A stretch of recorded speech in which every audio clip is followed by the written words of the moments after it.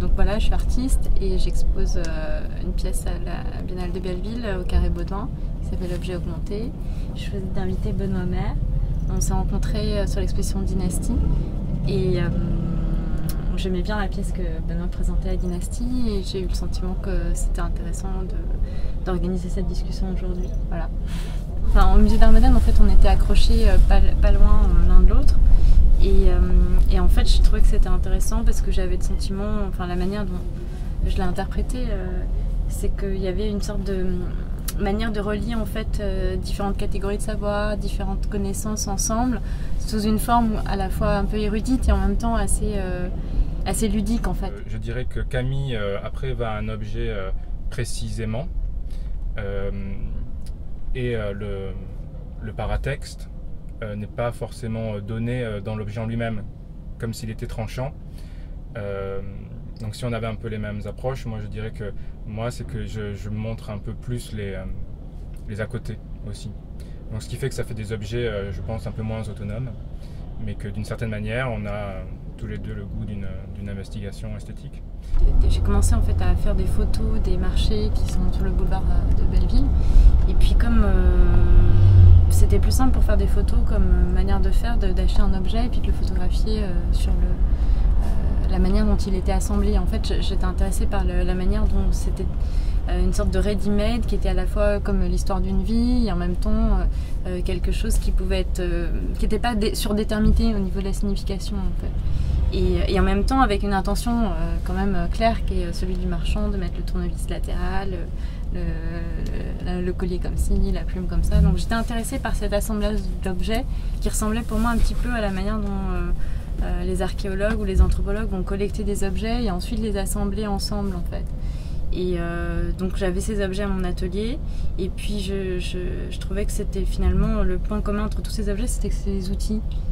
Et j'étais intéressée à ce moment-là aussi sur une réflexion autour de la question de l'artisanat et de la manière dont finalement l'outil, enfin la relation entre l'outil et le corps humain en fait. Mais par contre, en tout cas, ce qui m'intéressait, c'était la relation que l'homme a avec les objets manufacturés, qui est une relation où il y a à la fois une forme de haine, de détestation et même une crainte en fait de la technologie et en même temps un amour en fait de la technologie. On est toujours dans un rapport ambivalent aux objets. Plus l'objet technique est élaboré, moins on a de prise sur lui, enfin on ne peut pas changer les ressorts et changer les appareils, etc. Plus il nous éloigne en fait de notre rapport aux choses en fait. Et donc effectivement le travail artisanal, le travail manuel, ça devient en fait un élément d'une richesse extrême parce qu'on vit dans un monde mécanisé, industrialisé. Et Camille, tu collectionnes beaucoup d'objets, tu achètes beaucoup d'objets sur eBay. Il t'arrive de les exposer comme dans Egyptomania?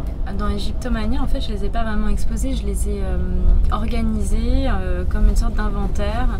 En fait, il y a une partie des objets qui sont des objets que j'ai achetés, d'autres c'est des objets que j'ai pas achetés mais dont j'ai saisi l'image sur eBay et que j'ai organisé comme une sorte d'inventaire en diaporama en fait sur des petits moniteurs où en fait on part en fait de la référence entre guillemets la plus évidente, la plus noble, c'est le catalogue des antiquités égyptiennes du Louvre, pour arriver à le savon Cléopâtre, le jouet pour enfants Akhenaton, le film La Momie et tous les sous-produits du film La Momie. C'est-à-dire la manière dont finalement tous ces mythes et tous ces noms servent ensuite à la création d'objets dérivés en fait de ces mythes, jusqu'à ce que finalement presque l'originalité des choses et l'authenticité des choses ait complètement disparu quasiment.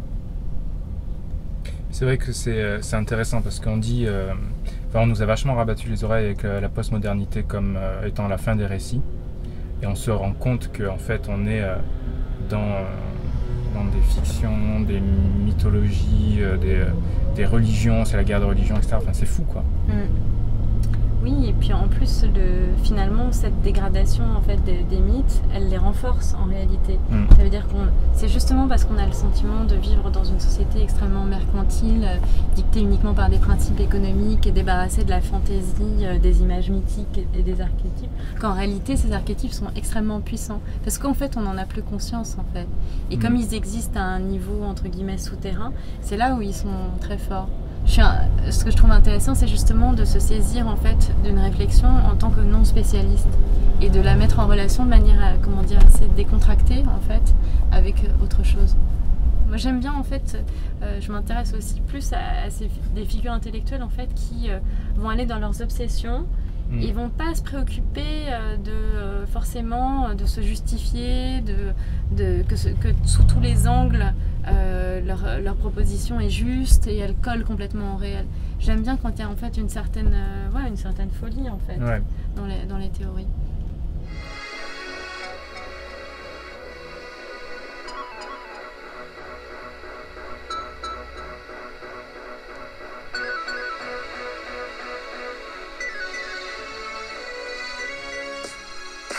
Flashing.